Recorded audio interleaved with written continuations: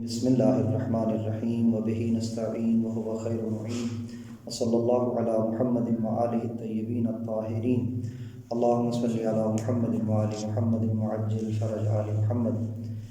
فصل حجیت الظواہر لا شبہۃ فی لزوم اتباع ظاہر کلام الشارع فی تعیین مرادہ فی الجملہ استقرار طریقۃ العقلاء علی اتباع الضرورات فی تعیین المرادات مع القطع بعدم الردع عنها لوضوح عدم اختراع طریقۃ اخرى فی مقام الافادہ لمرامہ من کلامہ کما هو واضح والظاہر ان سیرتهم علی اتباعها من غیر تقیید بافادتها للظن فعلا ولا بعدم الظن كذلك على خلافها قطعا ضرورة انه لا مجال عندهم للاعتذار عن مخالفتها بعدم افادتها للظن بالوفاق ولا بوجود الظن بالخلاف الى آخر العبارہ۔ امارات کی بحث یعنی ظنون کی بحث کو شروع میں انہوں نے بیان کرنے سے کہا کہ سب سے پہلے کچھ امور کا بیان کرنا ضروری ہے۔ ان میں سے پہلا امر اس بات کے بیان میں تھا کہ امارت قط کی طرح نہیں ہوتی ہے، ظن جو ہوتا ہے وہ قط کی طرح حجت نہیں ہوتا ہے، قط کی حجیت ذاتی ہوتی ہے۔ اگر امارت کی حجیت ظن کی حجیت ہو تو وہ جعلی ہوگی، ہم اس کے تعبد میں ہوں گے، متعبد ہوں گے، شارع کے کہنے کی وجہ سے ہم اس پر عمل کریں گے، وإلا اس کی حجیت ذاتی نہیں ہے۔ جبکہ قط کی حجیت ذاتی تھی، اگر شارع منع بھی کرے تو ہم قط کی حجیت سے ہاتھ نہیں اٹھا سکتے ہیں، یعنی اس کی حجیت ذاتی ہے، ذاتیات میں شارع کا بھی دخل موجود نہیں ہے۔ دوسرے امر میں انہوں نے بتایا تھا کہ کیا ممکن ہے ہمارے لیے کہ شارع ہمیں امارت کا مطابق کر دے اور ہم امکان تعبد ہے امارت کے بارے میں، یہ ایسا نہیں ہے۔ انہوں نے کہا کہ ممکن ہے، کوئی اشکال نہیں ہے۔ جو اشکال لازم آتے تھے ان کے انہوں نے جواب دیے، کچھ مصنف نے دیے اور کچھ شیخ انصاری نے دیے۔ تیسرے امر میں انہوں نے یہ بیان کیا کہ اصل کس چیز کا تقاضا کرتی ہے کہ اگر امارت کے بارے میں ہم دیکھیں مشکوک الحجیت ہے، اس کی حجیت ہمارے لیے ثابت نہیں ہے، تو اصل کس چیز کا تقاضا کرتی ہے؟ ہم اس کو حجت مانیں گے یا حجت نہیں مانیں گے؟ مصنف اور شیخ انصاری اس بات پر متفق تھے کہ وہ حجت نہیں ہے ہمارے لیے، البتہ دونوں کی دلیلیں مختلف تھیں۔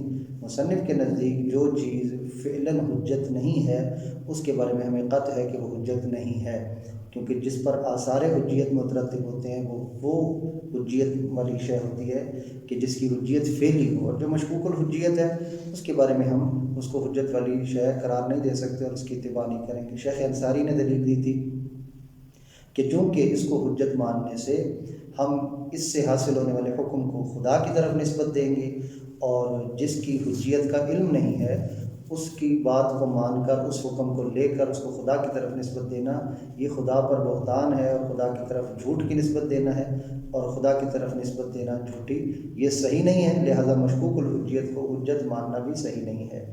بہرحال مصنف نے کہا جواب وہی ہے جو ہم نے بیان کیا، اس لیے کہ خدا کی طرف نسبت کا صحیح ہونا یا خدا کی طرف نسبت دینے کا صحیح نہ ہونا یہ حجیت کے آثار میں سے نہیں ہے۔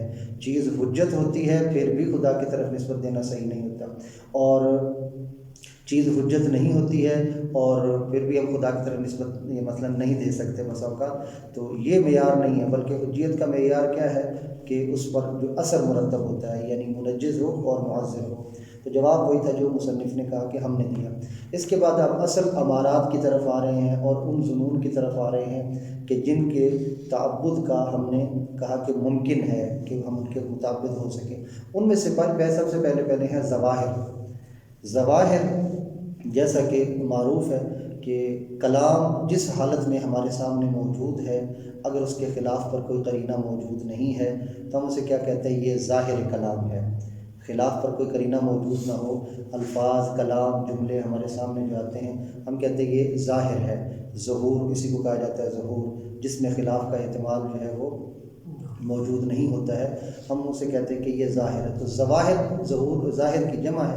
یہ جو ظواہر ہوتے ہیں یعنی کلام میں جو ظواہر ہوتے ہیں، جو معنی ہمیں ظاہر نظر آتا ہے، جس میں کوئی قرینہ موجود نہیں ہوتا خلاف پر، اپنے مطلب میں وہ واضح ہے، اس کی حجیت کے بارے میں بحث کر رہے ہیں اور کہہ رہے ہیں کہ کیا وہ ہمارے لیے حجت ہے یا حجت نہیں ہے۔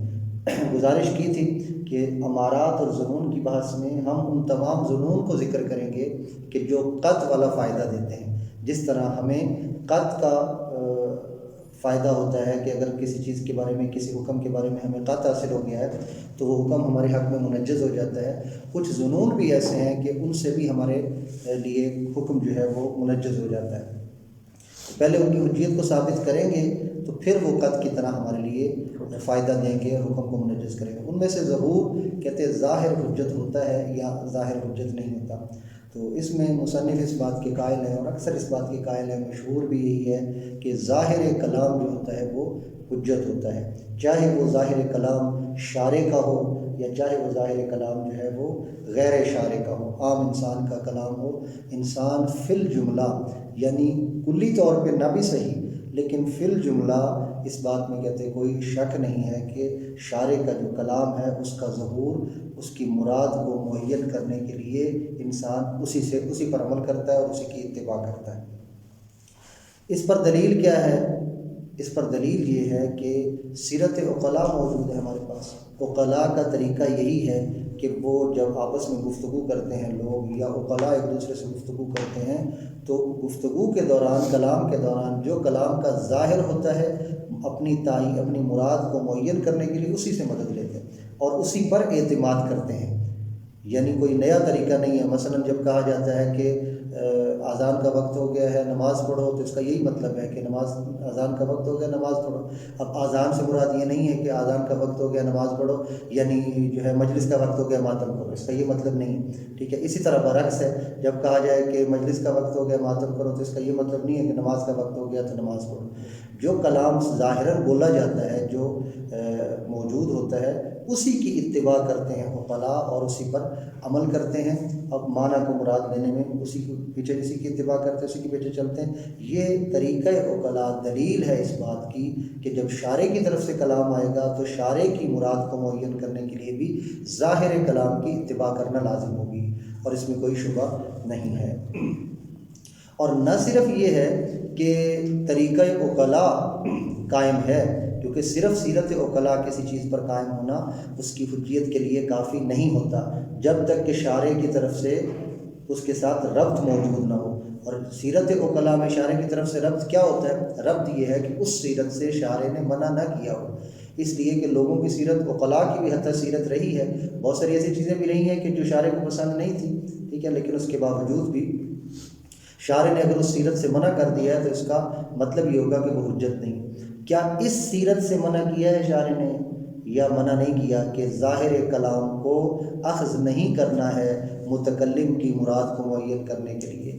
عقلاء کو اس سیرت سے منع کیا ہے، اس طریقے سے منع کیا ہے یا منع نہیں کیا؟ کہتے ہیں ہمیں اس بات کا قطع ہے کہ اس سیرت سے منع نہیں کیا۔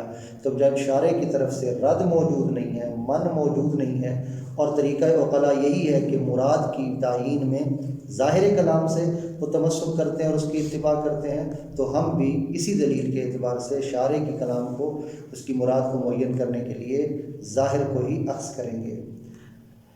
اگر کوئی یہ کہتا ہے کہ ہو سکتا ہے شارع نے جو ہے وہ منع کیا ہو یا شارع کے نزدیک کوئی اور طریقہ ہو متکلم کی کلام میں اس کی مراد کو معین کرنے کا، جو ان عقلاء کی طریقے سے ہٹ کر ہو، تو کہتے ہیں اگر کوئی ایسا طریقہ ہوتا تو وہ ہمیں بھی ملتا۔ بہت ساری چیزیں نقل ہو کر ہمارے پاس آئی ہیں۔ اگر سیرت عقلاء سے ہٹ کے، طریقہ عقلاء سے ہٹ کے جو ان کا طریقہ مستقر ہے، کوئی اور راہ ہوتی متکلم بولنے والے کی کلام کو، اس کی مراد کو معین کرنے کے لیے، تو وہ ہمارے سامنے ظاہر ہو جاتا۔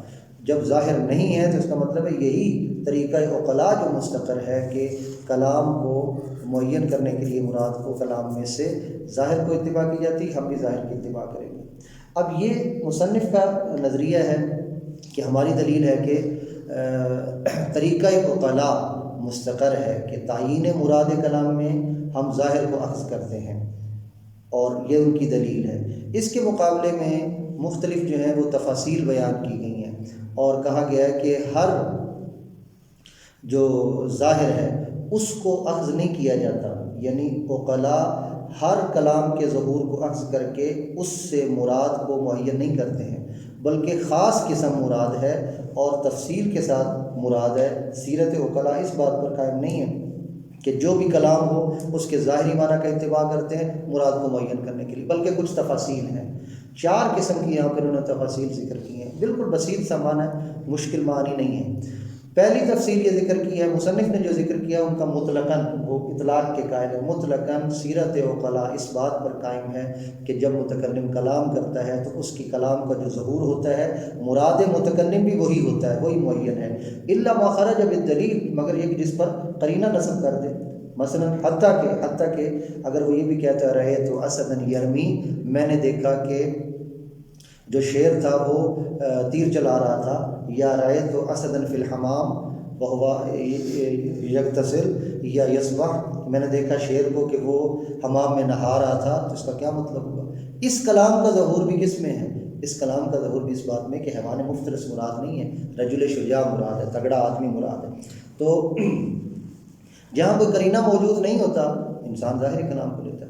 اس کے مقابلے میں تفصیل، پہلی تفصیل یہ ذکر کرتے ہیں کہ اگر جو کلام ہے اس کلام کے ظاہر کو تب لیا جائے گا اگر اس سے ہمیں فعلاً ظن ہوتا ہو، کلام کا مراد کا ہمیں فعلاً ظن ہو رہا ہو، تو پھر ہم اسی ظاہری کلام کو مراد متکلم سمجھیں گے اور معین کریں گے کہ یہی اس کی مراد بھی ہے۔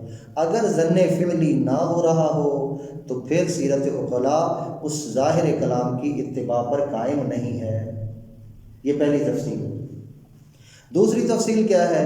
وہ کہتے ہیں کہ اس کے مطابق جو ہے ظن ہو فعلی، یہ شرط نہیں ہے، بلکہ سیرت عقلاء اس بات پر قائم ہے کہ ان ظواہر کی اتباع کرتے ہیں عقلاء جن کے خلاف کا ظن موجود نہ ہو، جن کے خلاف کا ظن موجود نہ ہو ان کی اتباع کرتے ہیں، ولو ان کے بارے میں موافقت کا ظن نہ بھی ہو، یعنی کلام جو ہمارے سامنے آئی ہے اس کے ظہور کی اتباع اس بات کے ساتھ مشروط ہے کہ اگر خلاف کا ظن نہیں ہے تو وہ ہمارے لیے حجت ہے اور ہم اس کی اتباع کریں گے ظاہر میں، لیکن اگر خلاف کا ظن موجود ہے تو ہم اس کی اتباع نہیں کریں گے۔ واضح انشاءاللہ۔ یہ دوسری تفصیل ہو جائے گی۔ تیسری تفصیل انہوں نے یہ ذکر کی ہے کہ یہ اس بات کے ساتھ مربوط ہے کہ جو مقصود بالکلام ہے، مقصود بالافہام ہے، جن کو سمجھانا مقصود ہے، جن کے لیے کلام ذکر کی گئی ہے، جن سے خطاب کیا گیا ہے، ان کے حق میں تو یہ ظاہر حجت ہے، یعنی جو کلام بولی گئی اس کا ظہور حجت ہے، اور ان کے لیے کلام کے ظاہر کو مراد سمجھنے کے لیے اور معین کرنے کے لیے اس سے مدد لینا صحیح ہے۔ اور جو مقصود بالافہام نہیں ہے، جن کو سمجھانا مقصد نہیں تھا، قصد نہیں تھا ان کو سمجھانے کا، ان تک بات پہنچ بھی جائے تو ان کے حق میں ظاہر حجت نہیں، ظہور کلام ان کے لیے حجت نہیں ہے۔ مثلا یہ ہے کہ یا ایھا الذین آمنوا کتب علیکم الصیام کما کتب علی الذین من قبلکم لعلکم تتقون، اسی طرح آیت ہے نا نیچے بات نہیں ہوگی، تو آپ کے لیے جو ہے تم پر روزوں کو فرض کر دیا گیا، للہ علی الناس حج البیت من استطاع الیہ سبیلا۔ یا مثلا یہ ہے کہ خطاب کیا جاتا ہے اے لوگوں کے نبی کی آواز سے آواز کو بلند نہ کرو، تو مقصود بالافہام وہ ہیں، یعنی اگر ہمارے پاس نبی ہوں، اس وقت نبی ہمارے سامنے صلی اللہ علیہ وآلہ وسلم موجود ہوں، اس کا مطلب کیا ہے کہ مقصود بالافہام وہ تھے تو ظاہر وہ حجت ہے، یہ ہمارے لیے حجت نہیں ہے۔ تو کہتے ہیں اگر مقصود بالافہام ہے تو ظاہر کلام حجت ہے، اور اگر مقصود بالافہام نہیں ہے تو ظاہر کلام حجت نہیں ہے، اس کی اتباع نہیں کی جائے گی۔ چوتھی تفصیل کیا ہے؟ چوتھی تفصیل یہ ہے کہ قرآن مجید ہو، اگر قرآن مجید کے ظاہر کو دیکھیں تو وہ حجت نہیں ہے، اور اگر ائمہ طاہرین کے فرامین اور پیغمبر اسلام کے فرمان کو دیکھیں تو اس کا ظاہر ہمارے لیے حجت ہے، اس کی اتباع کرنا ضروری ہے۔ مصنف نے ان چاروں تفصیلوں کو رد کیا ہے۔ نہ تو آپ یہ کہہ سکتے ہیں کہ ظاہر کلام جو ہے اس کے بارے میں ظن ہو تو وہ حجت ہے، اگر ظن نہ ہو تو وہ حجت نہیں ہے، بلکہ عقلاء اس بات میں فرق نہیں کرتے، چاہے اس کے بارے میں ظن ہو تب بھی اس کی اتباع کرتے ہیں، اس کے بارے میں ظن فعلی نہ ہو تب بھی اس کی اتباع کرتے ہیں، یعنی ظاہر کی بن حیث ظاہر اتباع کرتے ہیں۔ اور اسی طرح دوسری تفصیل کیا تھی؟ خلاف کا ظن موجود نہ ہو تو اتباع کرتے ہیں، اگر خلاف کا ظن موجود ہو تو اتباع نہیں کرتے، ایسی کوئی تفصیل نہیں ہے۔ عقلاء ظاہر کلام کو من حیث الظاہر لے کر اس پر عمل کرتے ہیں، اور اسی سے مراد متکلم کو معین کرتے ہیں کہ متکلم کی بھی مراد یہی تھی۔ واضح۔ اسی طرح تیسری اور چوتھی جو تفصیل ہے، تیسری تفصیل کیا ہے؟ یعنی جو مقصود بالافہام ہے ان کے لیے ظاہر حجت ہے، اور جو مقصود بالافہام نہیں ہے ان کے لیے ظاہر حجت نہیں ہے۔ ایسا نہیں ہے۔ اس کے لیے دلیل کیا دی ہے؟ کہتے ہیں اس کے لیے دلیلیں مختلف ہیں کہ اگر مثلا مولا یا متکلم بہت سارے لوگوں میں سے جو ان کا رئیس ہے، مثلا جو اس کے بہت سارے خادم ہیں، خدام ہیں، ان میں سے ایک خادم کو وہ کوئی حکم دیتا ہے اور کہتا ہے کہ یہ بات سب تک پہنچا دو کہ مثلا کل 8 بجے جو ہے تم نے حاضر ہونا ہے سب نے، اور وہ جب اس کو بتا رہا ہے تو اس کے بتاتے ہوئے انہی میں سے کہ جو اس کے انڈر کام کرتے ہیں، یعنی اس کے خدام میں سے جس کو بتا رہا ہے بڑے کو، اس کے ماتحت کام کرنے والوں میں سے ایک آدمی سن رہا ہے یا 2 آدمی سن رہے ہیں، 3 آدمی سن رہے ہیں، تو کیا یہ حکم جب تک یہ بتائے گا نہیں ان کے لیے 8 بجے آنے والا حکم ثابت نہیں ہوگا؟ ایسا نہیں ہے۔ اس کے لیے 8 بجے آنے والا حکم ثابت ہوگا، چاہے وہ اس کے ذریعے سنے یا ابھی اس نے سن لی ہے۔ وہ مقصود بالافہام تو نہیں ہے۔ مقصود بالافہام تو یہ بندہ ہے جس کو سمجھایا جا رہا ہے کہ جاؤ اور جا کر سب کو یہ حکم دے دو کہ کل 8 بجے مثلا آنا ہے، تو وہ مقصود بالافہام نہیں، اس کو سمجھانا مقصود نہیں ہے۔ سمجھانا اس رئیس کو مقصود ہے جو کہ سامنے ہے، لیکن اس کے باوجود اگر وہ مخالفت کرتا ہے تو وہ معذور ہے؟ معذور نہیں ہے۔ وہ یہ نہیں کہہ سکتا کہ مجھے تو پتہ ہی نہیں تھا، یا مثلا جو ہے میں تو مقصود بالافہام ہی نہیں تھا، اور آپ کی کلام جو ہے جو مقصود بالافہام نہیں ہوتا اس کے لیے ظاہر کلام حجت ہی نہیں ہوتا۔ ایسا نہیں ہے۔ اسی طرح کوئی آدمی اپنے خلاف اقرار کر لیتا ہے اور کہتا ہے کہ ہاں جو ہے میں مانتا ہوں اس بات کو کہ میں نے چوری کی ہے، فرض کریں، یا خدا نخواستہ میں نے ڈاکہ ڈالا ہے، تو یہ جو اقرار کر رہا ہے، ایک وہ بندہ ہے جس کے سامنے اقرار کر رہا ہے، ایک تھرڈ پرسن ہے، تیسرا آدمی اس کی کلام کو سن رہا ہے، تو کیا اس تیسرے آدمی کے لیے یہ صحیح نہیں ہے؟ کیا وہ نہیں دے سکتا اس کے خلاف گواہی کہ اس نے جو ہے چوری کی ہے یا ڈاکہ ڈالا ہے، کیونکہ وہ مقصود بالافہام نہیں تھا؟ ایسا نہیں ہے۔ اس کے لیے صحیح ہے کہ وہ جا کر گواہی دے سکتا ہے اگرچہ وہ مقصود بالافہام نہیں تھا۔ تو اس کا مطلب کیا ہوا کہ کلام کا ظہور حجت ہوتا ہے، چاہے بندہ مقصود بالافہام ہو یا مقصود بالافہام نہ ہو۔ اسی طرح قرآن مجید کے ظواہر بھی حجت ہیں۔ آپ یہ نہیں کہہ سکتے کہ قرآن مجید کے ہوں تو ظواہر حجت ہے اور حدیث کے حجت نہیں ہے۔ استغفر اللہ، قرآن مجید کے ظواہر حجت نہیں ہے اور جو حدیث ہے اس کے ظواہر حجت ہے۔ عقلاء من حیث العقلاء ہر ظاہر کو حجت مانتے ہیں، چاہے وہ قرآن کا ظاہر ہو چاہے وہ حدیث کا ظاہر ہو۔ تو یہ چاروں تفاصیل جو ہے وہ قابل قبول نہیں ہے، بلکہ سیرت عقلاء اس بات پر قائم ہے کہ وہ اپنے معنی کو معین کرنے کے لیے کلام میں ظاہر کی اتباع کرتے ہیں۔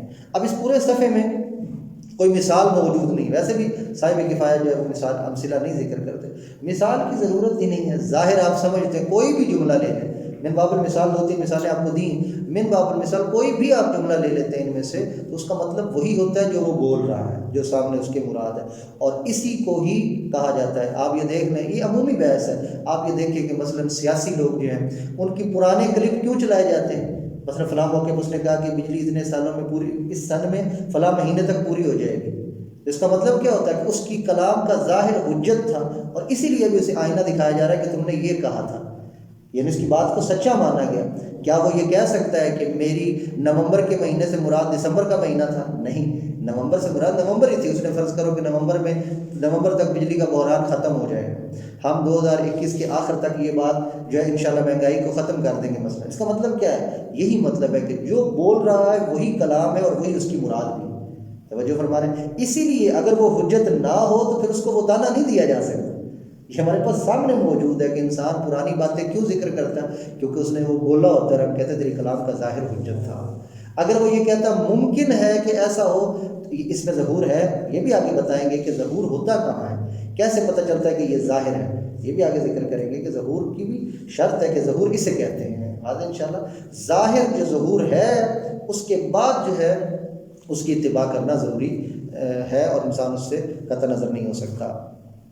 لا شبہۃ فی لزوم اتباع ظاہر کلام شارع فی تعین مرادہ فی الجملہ، کوئی شبہ نہیں ہے اس بات میں کہ ظاہر کلام شارع کی اتباع لازم ہے، یعنی اس کے لزوم اتباع میں کوئی شبہ نہیں ہے۔ کس اعتبار سے؟ فی تعین مرادہ، مراد شارع کی تعین میں، فی الجملہ جزوی طور پر، یعنی ہر جگہ نہیں بلکہ ظاہر کلام شارع میں جزوی طور پر اس کی مراد کو معین کرنے کے لیے ظاہر کی اتباع لازم ہے، اس بات میں کوئی شبہ نہیں ہے۔ کیوں جزوی طور پر؟ اس لیے کہ بعض جگہ پر قرینہ موجود ہوتا ہے، بعض جگہ پر قرینہ موجود ہوتا ہے جس کی وجہ سے بندہ کیا سمجھتا ہے کہ مولا کی مراد جو ہے وہ ظاہری معنی نہیں ہے، جو ظاہر میں بولا جا رہا ہے وہ مراد نہیں ہے۔ جانتے ہیں نا، آپ پیچھے پڑھ چکے ہیں، یعنی جہاں کہا جاتا ہے کہ مثلا کہ بندے کو اٹھ جاؤ، اور بندے کہا جاتا ہے کہ اٹھ جاؤ کہ سورج نکل آیا ہے، اب اس کا کیا مطلب ہے؟ وہ یہ بتانا چاہتا ہے کہ اٹھ جاؤ سورج نکل آیا ہے، ٹھیک ہے؟ نہیں، یہ ظاہری معنی مراد نہیں ہے، وہ بتانا چاہ رہا ہے نماز قضا ہو گئی ہے تمہاری، یا نماز جو جس کو دلالت ہے اقتضاء کہہ رہی ہے، یعنی جہاں پر قرائن موجود ہوتے ہیں وہاں ظاہر مراد نہیں ہوتی، بات ہمیں بھی پتہ ہے۔ کلام شارع مراد شارع کو سمجھنے کے لیے جو کلام شارع کا ظاہر ہوتا ہے وہ لزوم الاتباع ہوتا ہے، لاستقرار طریقۃ العقلاء، اس لیے کہ طریقہ عقلاء مستقر ہے اس بات پر کہ اتباع الظہورات فی تعیین المرادات، مرادات کی تعیین میں ظہورات کی اتباع کرتے ہیں وہ، مع القطع بعدم الردع عنہا، اور ساتھ یہ کہ ہمیں قطع بھی ہے کہ اس طریقہ عقلاء سے ردع موجود نہیں ہے شارع کی طرف سے، عنہا یعنی ان طریقۃ العقلاء، اس سے رد موجود نہیں ہے، لوضوح عدم اختراع طریقۃ اخرى فی مقام الافادہ، کیوں قطع ہے کہ شارع کی طرف سے رد موجود نہیں ہے؟ اس لیے کہ کوئی دوسرا طریقہ جو ہے مقام افادہ میں اختراع نہیں کیا گیا، یعنی اس کو ایجاد نہیں کیا گیا، کوئی شارع نے نیا الٹرنیٹیو حل تو نہیں بتایا کہ یہ کر لینا، ٹھیک ہے؟ لمرام فی مقام افادت، لمرام مرام یعنی مقصد، اپنے مقصد کے افادہ کے مقام پہ کوئی دوسرا طریقہ نہیں بتایا، من کلام ابن کلام میں، کما ہوا واضح جیسا کہ واضح ہے۔ والظاہر، اب والظاہر سے وہ 4 تفصیلیں ذکر کر رہے ہیں کہ اس کے مقابلے میں ہے کہ نہیں مطلق نہیں کلام شارع کا ظہور لیا جاتا بلکہ شرائط کے ساتھ ہے، اس کی نفی کریں گے اور اس کو ذکر کریں گے۔ ان سیرتہم علی اتباعها، علی اتباع ظہورات، یعنی مصنف کہتے ہیں ان کی جو سیرت ہے عقلاء کی ظہورات کی اتباع پر ہے، لیکن من غیر تقیید، اس قید کے ساتھ نہیں ہے، اس قید لگانے کے ساتھ نہیں ہے، بے افادتها للظن فعلا، کہ ظہورات جو ہیں وہ فعلا ظن کا فائدہ دیں تو تب عقلاء ظہور کو لیتے، ورنہ نہیں لیتے۔ جیسا کہ یہ کیا بن جائے گی، یہ تفصیل بن جائے گی، یعنی وہ کہتے ہیں جو ظن فعلی دے، جس سے فعلاً ظن ہونے لگے کہ یہی مراد ہے تو وہ ظہور حجت ہے، اس کو لیتے ورنہ نہیں لیتے۔ واضح انشاءاللہ، یہ ایک تفصیل کی طرف اشارہ ہو گیا، ظن فعلی کے ساتھ مقید نہیں ہے تاکہ آپ کہیں ظن فعلی ہے تو حجت ہے ظاہر، اور اگر ظن فعلی نہیں ہے تو حجت نہیں ہے۔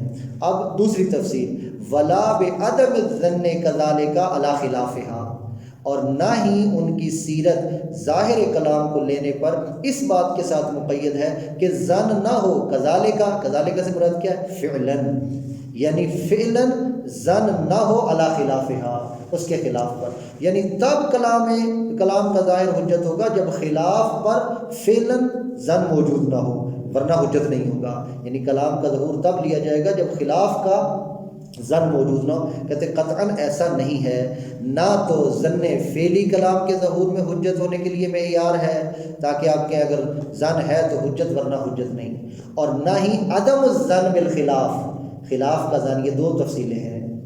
دلیل کیا ہے؟ کیوں آپ کہہ رہے ہیں کہ مطلقاً سیرت قائم ہے؟ اس لیے کہ ضرورت انہ لا مجال عندهم للاعتذار عن مخالفتها، عن مخالفت الظہورات، اس لیے کہ ان کے نزدیک مجال نہیں ہے ظہورات کی مخالفت پر، کس کی؟ اعتذار کی۔ وہ یہ کہہ جی مجھے تو ظن نہیں ہوا تھا کہ آپ کی مراد یہی ہے۔ وہ کہتا ہے کہ مولا نے کہا جاؤ بازار سے سبزی لے کے آؤ، کہتے ہیں مجھے تو نہیں لگا، ابھی تو آپ نے بھی تو کھانا کھایا تھا، تو مجھے لگا کہ آپ نے بھی نہیں کھانا، ابھی یکدم سبزی کیا ضرورت پڑ گئی۔ کہتے ہیں ایسا عذر پیش کر سکتا ہے؟ نہیں، جو تمہیں کہا ہے وہ کرنا تھا، یعنی وہ یہ عذر پیش نہیں کر سکتا۔ بے عدم افادتها للظن بالوفاق، یعنی پہلی تفصیل کہ اس سے اس کو ظن بالوفاق کا افادہ نہیں ہوا، افادتها یعنی بے عدم افادتها، افادہ ظہورات، وہ ظہورات فائدہ نہیں پہنچا رہے تھے ظن بالوفاق کا، اس لیے میں نے اس کو عرض نہیں کیا، یہ عذر نہیں پیش کر سکتا۔ ولا بوجود ظن بالخلاف، اور یہ تفصیل ثانی کی طرف اشارہ، اور نہ ہی ظن بالخلاف کے وجود کی وجہ سے وہ کہے، ظن بالخلاف کے وجود کی وجہ سے وہ کہے کہ جناب میں نے اس لیے نہیں کیا ہے، تفصیل ثانی ایسا نہیں کر سکتا، یعنی اگر وہ ایسا کرے گا تو قابل قبول عذر نہیں ہوگا، اس کا مطلب ہے کلام مطلق حجت ہے۔ کما ان الظاہر، جیسا کہ ظاہر کیا ہے، یہ دوسری 2 تفصیلیں، عدم اختصاص ذالک بمن قصد افہامہ، خاص نہیں ہے اختصاص ذالک، ذالک یعنی اتباع، ٹھیک ہے، عدم و اختصاص ذالک، یہ سیرت اتباع پر جو قائم ہے، یہ سیرت علی الاتباع خاص نہیں ہے، کس کے ساتھ؟ بمن قصد افہامہ، کہ جن کا سمجھانا مقصود ہے، صرف ان کو. وَلِذَا لَا يُسْمَعُ اعْتِذَارُ مَنْ لَا يُقْصَدْ إِفْهَامُهُ، اسی لیے نہیں سنا جائے گا عذر کو اس کے کہ جس کو سمجھانے کا مقصد نہیں تھا. اذا خالفا، جب وہ مخالفت کرے، ما تضمنہ ظاہر الکلام المولا، جب وہ مخالفت کرے کس کی؟ جو مولا کی کلام کے ظاہر میں ضمنی طور پر تھا، جو متضمن تھا ظاہر کلام مولا میں. من تکلیف، کوئی بھی تکلیف تھی، یعمہ او یخصہ، چاہے صرف اس کے ساتھ خاص تھی یا عمومی طور پر اس کو بھی شامل تھی. میں نے عمومی کی مثال دی ہے کہ اس نے رئیس کو کہا، جو کمانڈر تھا اس کو کہا کہ کل سارے فوجیوں کے نا 8 بجے آ جائیں. تکلیف کمانڈر کو بھی تھی اور باقی کے لیے بھی یہی تھی کہ وہ 8 بجے آئے. ان میں سے وہ بندہ بھی تھا کہ جو سامنے موجود نہیں تھا. یا تکلیف خاص تھی، کسی دوسرے بندے سے کہا گیا کہ فلاں کو کہو، مثلا زید کو کہو کہ 8 بجے کل ادھر پہنچ جائے. اب وہ زید خود سن لے تو تکلیف اس کے ساتھ خاص ہے.